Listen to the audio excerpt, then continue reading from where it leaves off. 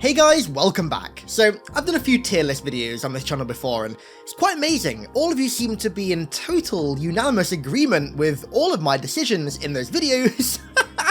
So today, I thought it'd be fun to do almost the ultimate tier list. The absolute backbone of Halo are its enemies, and so today, I thought we'd rank every single enemy from the mainline Halo games, so the first-person shooters. This won't include Halo Wars enemies, but there's a lot of enemies in this video, so let's waste no time and begin ranking them all.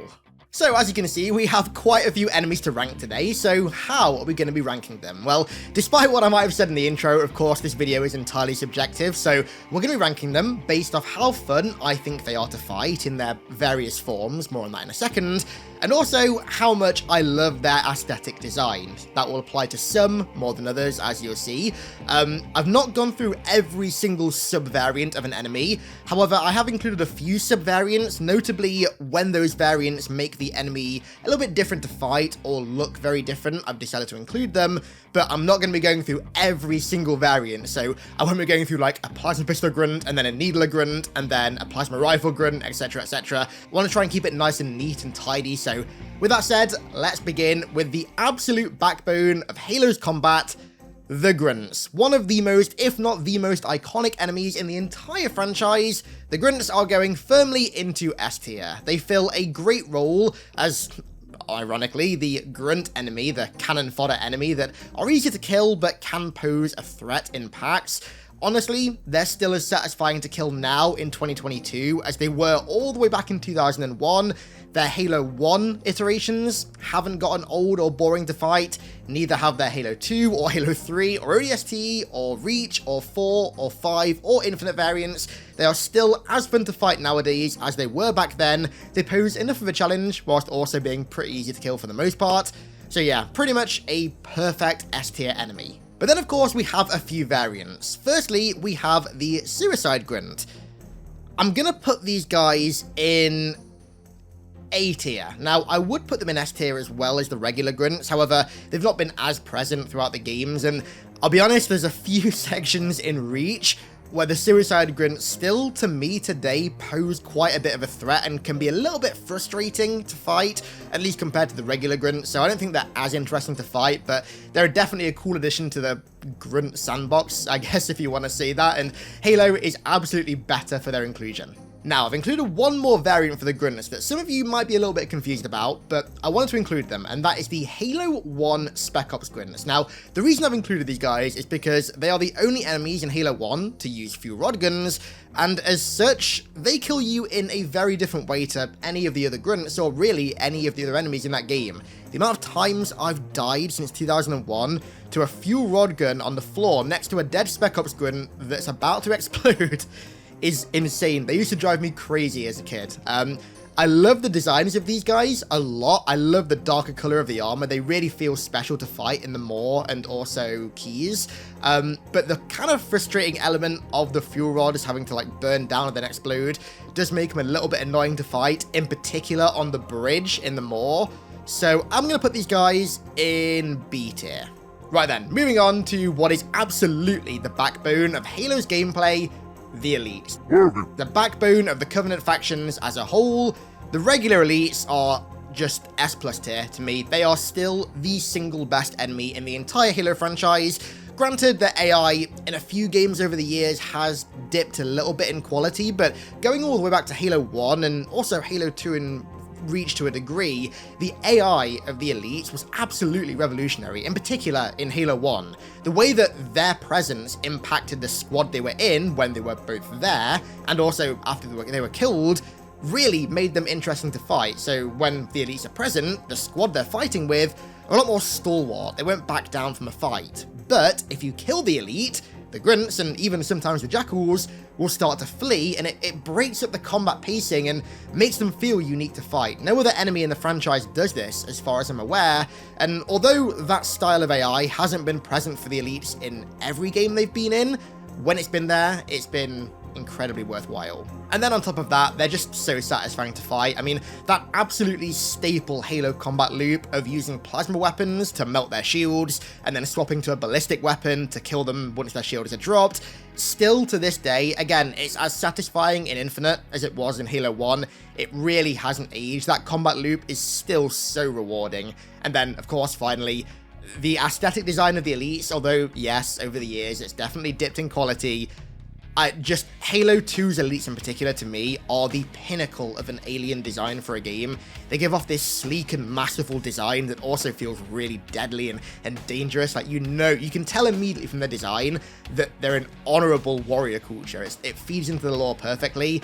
The elites are just perfect Halo to me. They are the staple Halo enemy, even above the Flood for me. Yep, I said it. So, yeah, the elites have to go in S+ tier. No other place for them. Then we have the elite zealots, notably the ones with energy swords. Now, over the years, elites have been given energy swords more frequently than they used to be, so this is specifically going to be Halo 1 and Halo 2's elite zealots, because I feel like they stood out above the rest, in particular Halo 1's, and they are going to go into...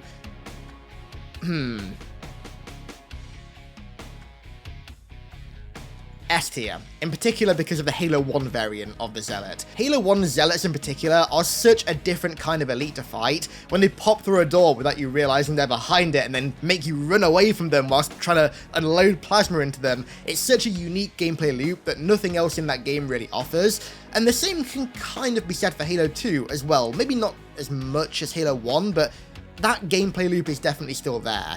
The Zealots also look so sick. I mean, gold armor with a blue energy sword gives off this really regal and religious vibe to it, fitting of the name Zealot, right? Zealots are a fantastic enemy to fight. Although they're not as present in the later games as they were in the earlier ones, they deserve S tier. And then finally, I've included the Heretic Elites. Now, this is mostly because of the visual design of them, less so the gameplay. The only gameplay difference of the Heretic Elites in Halo 2 is that their melee damage is non-existent. They can't hurt you by melee. It was a bug that was in original Halo 2 and is still in Halo 2 in MCC to this day. So they're pretty much the same gameplay-wise, but their aesthetic, I always really liked the aesthetic of the Heretic Elites. I always thought they just looked so alien and like inconceivable. I love the design of them. So I'm going to put them in A tier because they are just elites, but with cool designs. Granted, knock down a few pegs because they don't do melee damage. They are still bugged to this day, but the design of them alone carries them. Next up, we have the Jackals, the iconic shielded enemies of the Covenant. Now, this is a rather tough one because the Jackals, for me, have always been so satisfying to fight. Again, throughout all the games from Halo 1 to Halo Infinite, they've always been so fun to fight. That gameplay loop of trying to get around the shield or shoot their hand that holds the plasma pistol through the shield has always been so satisfying, as has the visual and auditory effects of breaking the shield. They've always been such a satisfying and fun enemy to fight. There is nothing more satisfying in Halo than putting a grenade behind a group of shielded Jackals that you can't kill and watching them go flying. That will never get old.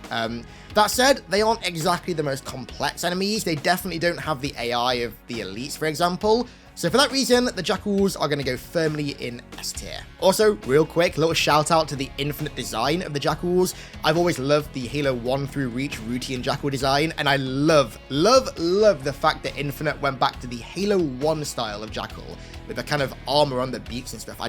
I love the Halo 1 Jackals so much, so seeing them back in Infinite is fantastic. Right then, moving on to the bane of everyone's existence in Halo, Sniper Jackals. Now, where do these guys go? On the one hand, I want to be a sadomasochist and put them in S+ tier purely because of how iconic they are, but how disgustingly broken they are in Halo 2, I can't justifiably give them a good rating because, like, yeah, they're funny and all that. It's like, oh, Sniper Jackals, haha, funny, they kill you really fast. But when you're actually playing Halo 2 Legendary, the funny aspect of them goes out of the window like that. Like, they are just a frustrating enemy to fight. They are not well designed at all. Halo 3's were too easy. Reach didn't really have them because there was no, like, one-hit kill Covenant sniper rifle.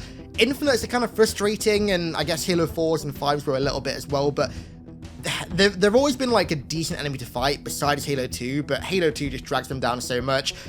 Sniper Jackals, I'm gonna be honest, I love you, but I can't justifiably put you any higher than D tier because of the Halo 2 variant. flat out the most broken enemy ever. Okay then, next up we have an enemy introduced in Halo Reach and very surprisingly brought back in Halo Infinite, to my pleasure. The Skirmishers. Now, I'm gonna be honest, I was never actually the biggest fan of the Skirmishers in Reach. I think on paper their design as these like hyper nimble Jackal variants was a cool idea, but to be honest, I thought they were kind of frustrating to fight. I never really had much fun fighting them.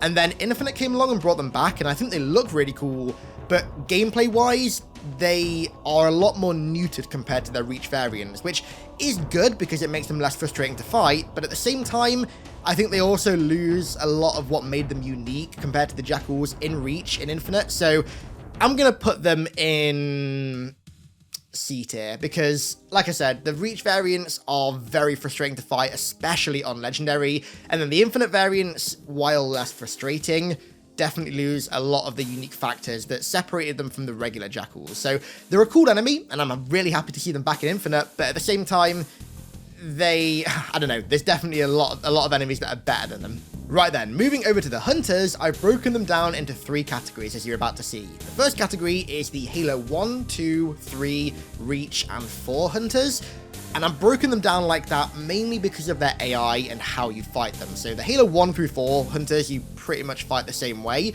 and I love that style of gameplay. That dance that you have to do to get around the Hunter is honestly still satisfying.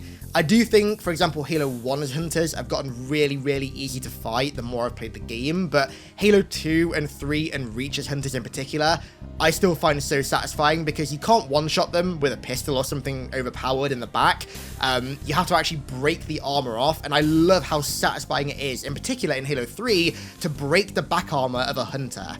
I do think they've gotten quite easy to fight over the years, at least in the classic games, but that gameplay loop of dancing around them, breaking that armor to expose their weak spots and then taking them out is still really satisfying, so the Hunters are going to go in S tier, I'd say. But then we have the next version of the Hunters, which is the Halo 5 and Halo Infinite variant of the Hunters. Now, they aren't exactly the same, but 343 changed something with the Hunter AI going into Halo 5, I'm assuming to balance the game for co-op, that made it a lot harder for a Hunter to actually turn around and expose its weak spot. Now, as good as that sounds on paper, I found the Hunters in Halo 5, and to a degree in Infinite, a bit lesser of a degree, but still kind of in Infinite, really frustrating to fight because their weak spots were barely ever exposed. They were way, way too aggressive and way too tough, so I'm going to put them in C tier, the 5 and Infinite versions, although I will say, to their credit, the Infinite versions being killable with a Needler made them a lot more satisfying, and also how nicely their armor broke in Halo Infinite reminded me of the Halo 3 variant, so the Infinite variant is definitely, I'd say, a step above the Halo 5 variant, but because the AI is so similar, I had to rank them together. However, there is one more variant of Hunter that I've got to talk about, and it might seem a bit weird, but I'm going to rank it higher than the 5 and Infinite version, and that's the Banished version. Now, when I was playing Infinite's campaign for the first time, I went through the entire thing pretty much to the end, and I was a bit disappointed that we didn't see any Banished Hunters. I was really hoping after Halo Wars 2, we were going to see some really cool red-looking super armored Hunters that kind of played a little bit differently, and I got almost to the end of the game, and I started to get a little bit disappointed that we didn't see any. And then they popped up on the road, and I remember I smiled so much. I was like, oh my god, they actually put them in, and not only did they put them in, they saved them for like a late game enemy, which honestly, right, this is going to sound very weird, and it's a bit of a tangent, but just hold out here. I miss when older games used to have natural progression in both the enemies and weapons that showed up. Like, back in the day, games don't really do this anymore, but back in the day, games used to make it so the harder enemies and the more powerful weapons only showed up towards the end of a game's campaign, so there was kind of a natural progression in how powerful you got compared to how powerful the enemies were.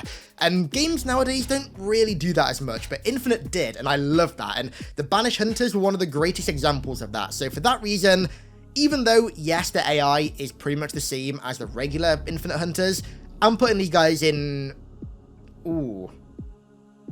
I'm gonna go B tier. I'd like to do A tier, but because the AI is still kind of tricky to fight, I can't do A tier. B tier for those, though. I love seeing those appear. Right then, this is where it's going to get hard, the brutes. Now, of course, the brutes have been pretty much completely different in every single game they've been in, so I split them up based on their games. Starting out, we have the Halo 2 brutes. Now, I'm really torn with this because, on the one hand, Halo 2's brutes are the absolute apex of the brute aesthetic design for me. They are the absolute best the brutes have ever looked, ever, and I think probably ever will look because of how expensive hair is for a game engine.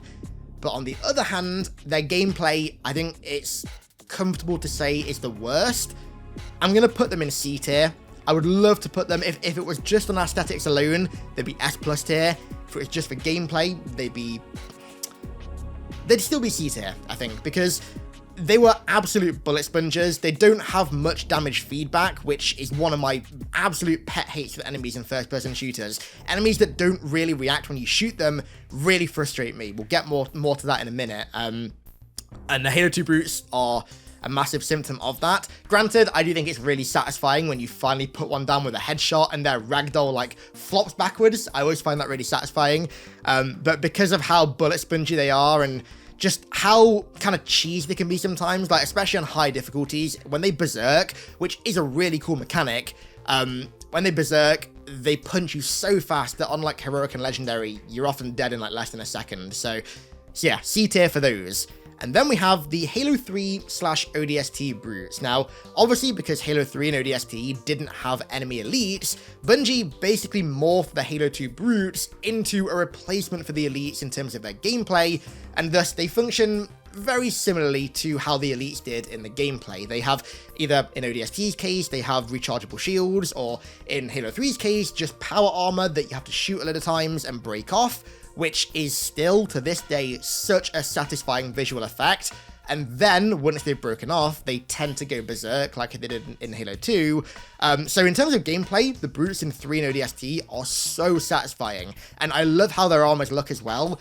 But the actual brutes themselves, I'm not a fan of in Halo 3. Their aesthetics aren't great, but I'd say that the positives of their gameplay massively outweigh the negatives of their design to me. So the Halo 3 and ODST brutes are gonna go firmly at the top of A tier. They are on the cusp of S tier, but I'd say No, okay, S tier. I'm gonna say S tier actually, I changed my mind, S tier. Breaking their power armor is so unbelievably satisfying, I can't give them A tier. Next up, we have the absolute worst iteration of the brutes, full stop, the Reach brutes. Their gameplay is far more like the Halo 2 brutes, and their design is just, I don't know what's going on with the design, they're weird.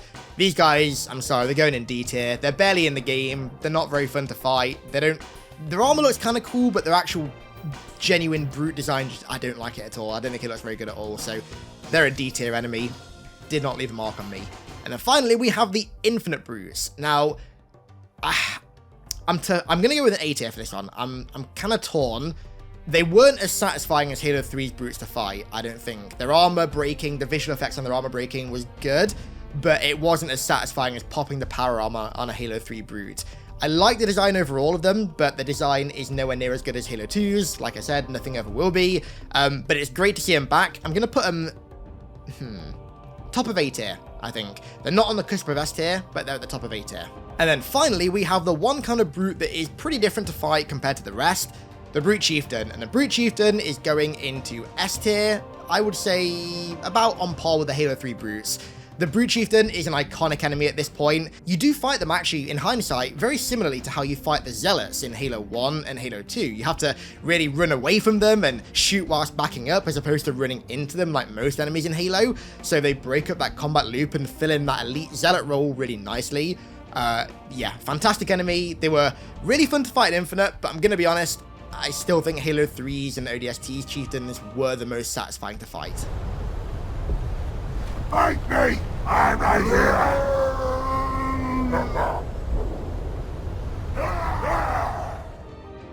Right then, moving over to the drones, and this might shock some of you. A tier. I actually like the drones. I actually really like the drones.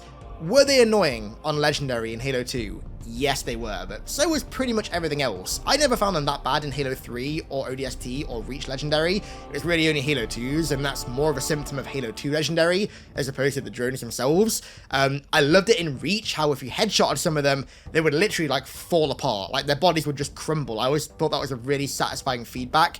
I actually really hope to see the brutes back in Infinite, and sadly we didn't get them. Maybe one day. But yeah, the drones, I do like them quite a lot more than most people do. I think they're pretty satisfying to kill, especially in swarms. Just the one thing I really want to see from the drones, if they come back, is a drone queen. I would love to get a drone queen boss fight. We were meant to in Halo 4, but it was cut, unfortunately, so we never got it, but fingers crossed one day. I've always loved their design as well. It really fits that kind of hostile alien bug kind of aesthetic that they've got going on. Yeah, the drones I like a lot more than most people. Right then, this next one I very begrudgingly put in because if you class these guys as an enemy, then you need serious help. And for that reason, the engineers are going into D tier because you shouldn't be killing them. Even in Reach, you don't kill them. You just don't. It is the... you know what? I was going to say unwritten rule of Halo. It's not even unwritten. It is the written rule of Halo that you do not kill the engineers. If you have a heart, if you have something beating in there, you don't kill the engineers. It's just how it works. And finally, for the Covenant enemies, we have the Scarab. Firmly in S+ tier. Now, the only real Scarab encounters that we've had, I would say, are Halo 3's. Halo 2's wasn't really an enemy encounter, and obviously in Reach, you barely did anything with them. But in Halo 3, they were actual entities with their own AI. They aren't vehicles, they are just AI on their own.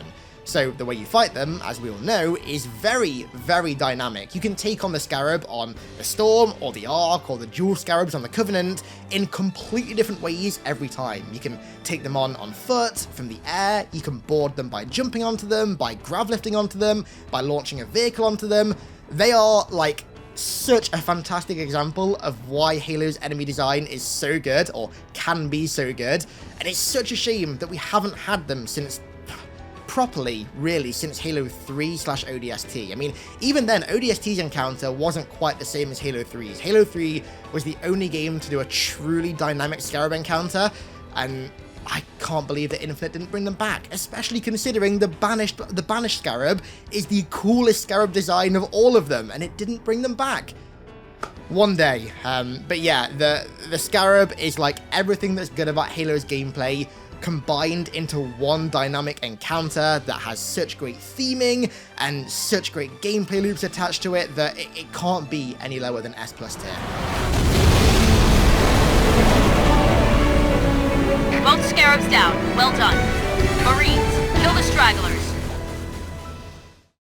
Okay then, moving on to the Flood, of course, where your boy finds his heart. Starting out with the infection forms. Now, this might shock you, but I'm just going to put them in B tier. They're alright, like they're nothing special by any means. Granted, it is incredibly satisfying, especially in Halo 1, to kill one of them and watch like an entire swarm of them just burst. But they don't exactly have the most complex gameplay loop. You just shoot them on the floor. I guess in later games, in Halo 3 for example, there is a bit of a gameplay loop because you want to kill them before they get to a dead body to resurrect them. In fact, you know what? Because of that, I completely forgot about that. Because of that, I'm going to put them in A tier. That one mechanic from Halo 3 makes them a lot more interesting to fight, but they're still nothing particularly special. Right, let's see. What do we got? Give us something good. What is that? Carrier forms. Carrier forms. Now, remember what I was saying earlier about how one of my pet hates in gaming is enemies that don't really react to being shot until they're dead? Unfortunately, carrier forms are one of those enemies. I've always found in Halo 1, 2, and 3 that whenever you shoot them before they actually burst, they just don't react at all in terms of their animations or visual effects or sound or anything to being shot. And for that reason, I'm going to put them in B tier because I will say popping them is really satisfying, but the fact that they barely react when you're shooting them until they burst kind of annoys me. It still rubs me the wrong way all these years later. And then the combat form. These go firmly in S tier for me, and I'm actually going to put them on top of the Hunters, actually, in between the Hunters and the Jackals, because in particular Halo 1 and Halo 3's combat forms, the way they break up, the visual feedback on them when you shoot them, the way their limbs fall off and the matter comes off them, and when you actually finally kill them, they like burst or just disintegrate, is so satisfying to me. It's everything that I wish the carrier forms had but don't have. I absolutely adore fighting combat forms. Granted, Halo 2's aren't as good, they're a bit more bullet spongy, as are quite a few things in Halo 2, but Halo 1 and Halo 3's combat forms to me are so satisfying to fight. The visual feedback, the audio feedback, their animations, their gameplay loop, the way they swarm you, especially in Halo 1, no other enemy in Halo has that feeling, and I think they're incredible. I will never understand how people don't find at least in the slightest the combat forms fun to fight in Halo. They're like just the absolute pinnacle of the Flood to me. Fingers crossed eternally that we see him again soon in Infinite, man. I'm hoping. Oh, and one other thing as well. I hear you saying in the comments, well, what about the Rocket Flood? I honestly don't think Halo 1's Rocket Flood are that bad to fight. Genuinely. I mean, compared to Jackal snipers, they are nothing. The Rocket Flood are predictable, the projectiles are slow, so you can avoid them, besides that one hallway in Two Betrayals. Fair enough, that hallway, they're a bit annoying, but any other encounter, the library, the moor, I don't know if there are any on keys, but the library and the moor, I don't think they're that bad. I think they're fine. Moving over to the pure forms. Firstly, we have the Stalker, which not really much of a gameplay loop to it. Your real main goal with a Stalker is killing it before it transforms into either a Ranger or a tank form. Granted though, they do have really cool hit feedback, and I always like the kind of spider-like inspiration for their design, so I'm going to go at the top of B tier, I think, for the Stalker. Top of B tier, I think that's very fitting for it. The next pure form is the Ranger form, or ranged form. I always called them Ranger forms. Don't know why, but I'm going to call them a Ranger form today. These guys are like decently fun to fight. I don't think they're anything particularly special. The only real kind of mechanic they have is that they can coil up and protect themselves, but if they do that, you just throw a spike grenade or a plasma grenade or an incendiary grenade at them and you just insta-kill them anyway. In fact, I'm pretty sure you can insta-kill them with grenades even on legendary, so they really aren't that hard to fight. They can be a bit oppressive in some rooms on legendary with how fast and frequently they fire, but overall they're not too hard to fight. They're not really that frustrating. They're pretty satisfying, I'm not gonna lie. When they're attached to a wall and you like throw a Hail Mary plasma at them and stick them, it's really satisfying seeing them fall off that wall. So I'm gonna go top of B tier again for these. And then we have the big boys, the tank forms. Now, I think these, for me, are the most fun to fight of all of the pure forms. They have quite a few unique mechanics, like being able to walk towards you but shield their face so you can't headshot them. They can also, rarely, but they can do it, spew out pure infection forms and begin resurrecting combat forms nearby, which I think is a really cool mechanic. Yeah, killing them is satisfying. You have to use the right weaponry for them. The sword does a lot of damage, the flamethrower does, and the shotgun does.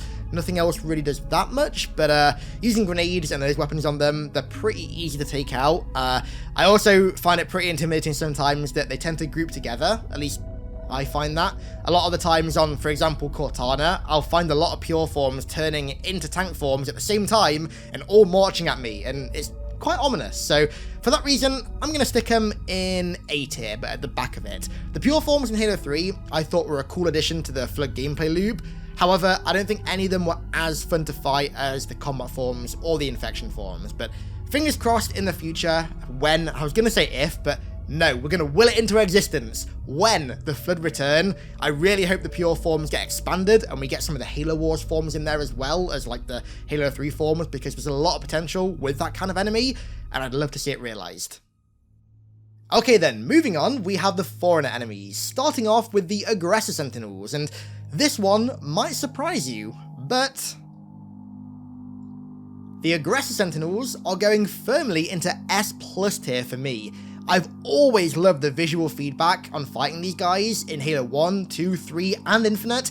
It's equally as satisfying in all of them. Breaking their shields and then seeing them fall down and blow up is always so satisfying. I really like fighting the Aggressor Sentinels. It was also so good to see a renewed emphasis on them in Halo Infinite, because before Infinite, the last time they were really an enemy was Halo 3. Like, they were in Halo 4 and Halo 5, but you never fought them. Halo Infinite was the first time since Halo 3, unless I'm drawing like a massive blank, that we actually fought them. And again, they were equally as satisfying in Halo Infinite as they were in 3, 2, and 1. I loved as well how Infinite brought back the bronze, like, Captain Sentinel from Halo 2 that was only ever in Halo 2 before this. I've always had a strange soft spot for that variant of Sentinel, so seeing it back in Halo Infinite made me so happy, as well as all of the variants of the Sentinels as well in Infinite. Like, it was really cool seeing them try and mix up the Sentinel enemy sandbox a little bit and do some different things with them. Granted, I think they all kind of were fought and played the same, so I've not split them up into different enemies for the list. But yeah, Sentinels for me are an S+ tier enemy, and I really hope that 343 continue to expand them in future DLCs. And then we have these Sentinel Enforcers. Now, if you've been watching my videos for any sort of length of time, you'll know that I absolutely adore the Enforced Sentinels. That said though, I'm going to try and be, although this is obviously a subjective list, I am going to try and be realistic. They aren't anywhere near as fun to fight or satisfying to kill as the aggressors, so I'm going to put them into A tier, near the top of A tier, because I still think despite that they are satisfying to kill, just not as much as the regular Sentinels. Seeing them break apart and all their limbs come off and then fall to the ground in Halo 2 is always so satisfying, and I also liked as well how they were basically the Sentinels' answer to vehicles. They were basically a Sentinel vehicle for all intents and purposes. The grab mechanic they have as well was really unique, and although it could be a little bit frustrating at times and also a little bit sporadic in how much damage it did, because sometimes it would just one-shot your full health vehicle and then other times it wouldn't even scratch it, which is a little bit weird, but I still think regardless they were really fun to fight, both in vehicles and also on foot as well. That's actually something that people, I think, kind of gloss over. The fact that the Enforcers were both balanced and fun to fight in a Scorpion and a Wraith, as they were on like foot with a carbine and a plasma rifle, is quite a big deal. Their design as well, I love it. I absolutely adore the Enforcer Sentinel design, and it's the one enemy that I was really upset that we didn't get back in Halo Infinite. With the renewed emphasis on Sentinels, I was really hoping they'd bring back the Enforcers, but sadly, not yet. Maybe in a DLC. Fingers crossed. Right then, moving over to the Prometheans. Now, this section is going to be interesting. Starting off, we have the Crawlers, which were basically the Promethean version of the Grunts, but nowhere near as satisfying to fight. The Crawlers, I don't think they were bad by any means, but they weren't anything like the Grunts to fight. I'm going to put them in B tier. The only reason that they're not C tier is because in Halo 5, I think it was like towards the end of Halo 5, 343 changed their mechanics a little bit and made it so there was a chain reaction if you headshotted them. So like Grunts, they always fight in packs, but after this update, if you headshotted one of them, then there'd be like a little chain reaction and all the crawlers nearby would also explode, which I think made them a bit more unique to fight, but still they weren't anything truly special. One cool thing they had in Halo 4 that for some reason was gone in Halo 5 was their ability to scale walls and like walk upside down on ceilings. That was a unique gameplay quirk that granted didn't really change the gameplay that much, but I don't know, it's just a cool little addition that made them feel unique and separate them from the Grunts. However, I will say in Halo 4, the binary rifle crawlers are like, honestly, almost Jackal Sniper tier on Legendary. People sleep on those things. They are really frustrating to fight. Next up, we have the Knights, and I've split the Promethean Knights into two groups, the Halo 4 ones and the Halo 5 ones, because they underwent a pretty radical gameplay evolution between those two games. But I'm going to say the Promethean Knights in Halo 4 are going to go firmly at the top of B tier. Now, they were meant to basically function like the Promethean version of the Elites. You can take them down much the same way. You can overcharge a plasma pistol to break their shields and then headshot them. The only real difference is that they look very, very different to the Elites, of course, but the most frustrating bit of the Knights in Halo 4 was that teleport mechanic, which thankfully they toned down in Halo 5, but that was like the bane of everyone's Legendary run-through when they did it for the first time in Halo 4. I remember that almost back in the day when Halo 4 came out, being kind of like a Jackal Sniper meme, like how frustrating the teleporting Knights were to fight. But I do think overall they were a decent first entry for the Promethean's main enemy. The fact as well, this will be relevant in a second, but the fact that you could splatter them with vehicles was quite a big positive as well. So, moving over to the Halo 5 Knights, I can't stand these guys, firmly at the bottom of D tier.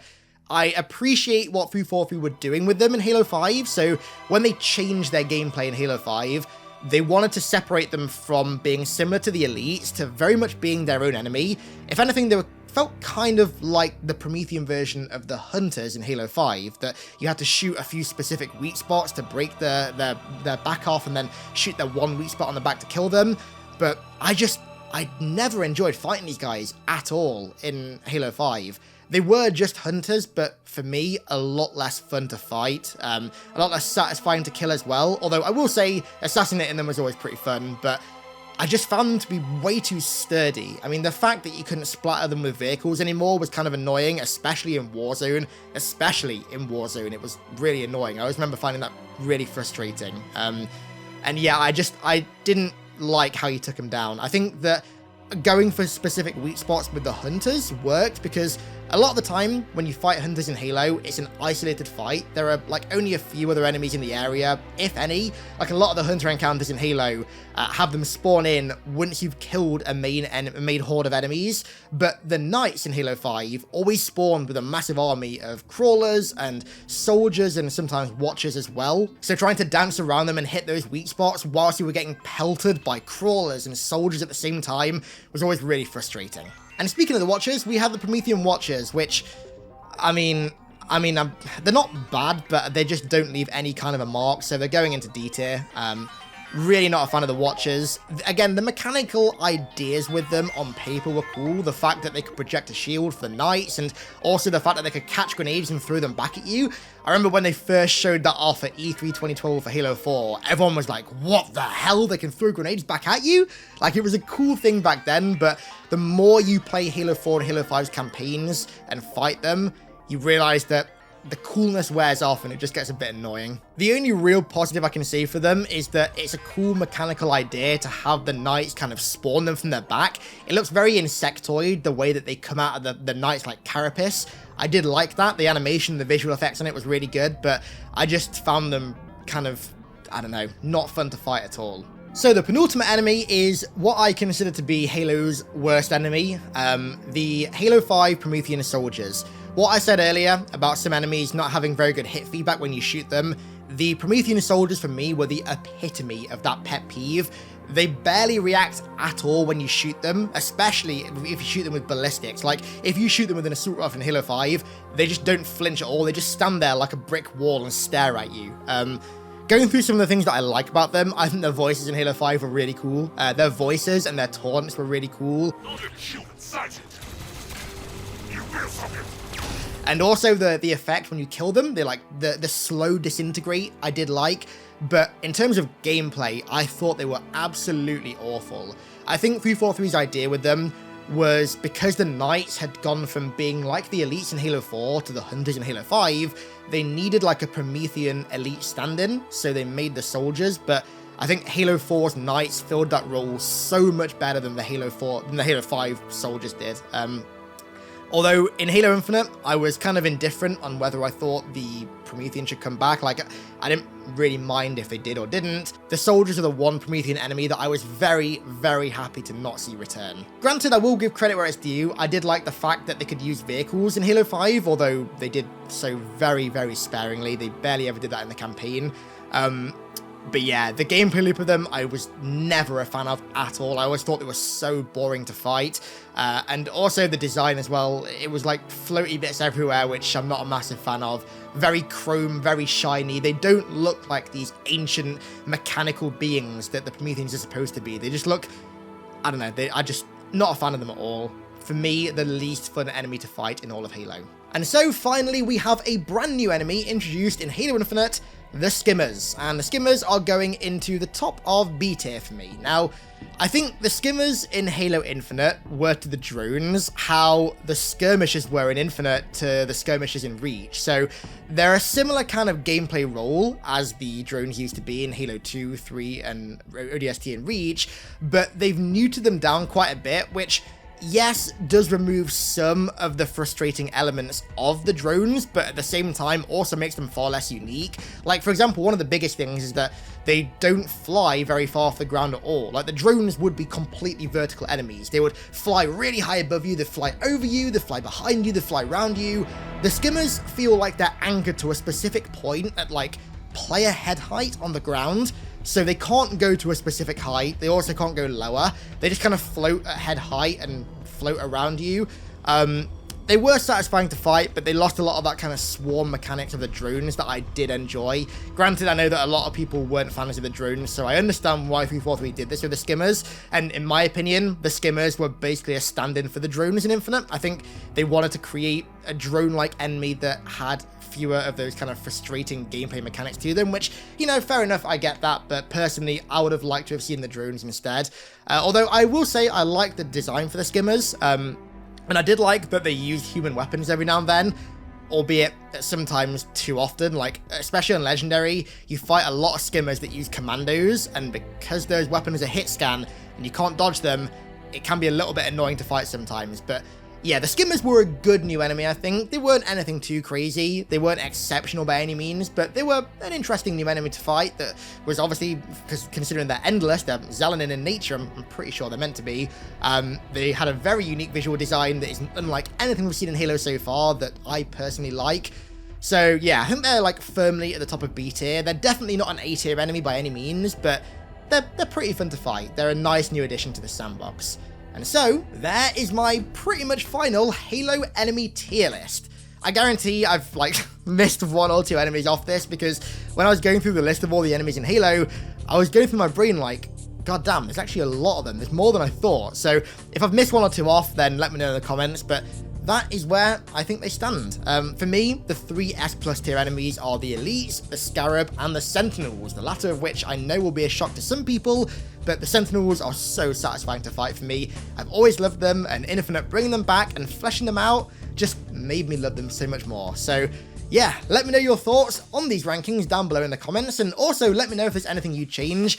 Like with always with tier list videos, because of how subjective they are, I guarantee some people will massively agree with this list, and some people will massively disagree. So let me know your rankings down below in the comments, and with that said, let's round this one out here. I want to give a massive thank you to all of my amazing patrons for the continued support over there, as per usual. Thank you guys so much, I really appreciate it. And thank you all so much for watching. I really, really appreciate it. And I'll catch you all in the next one.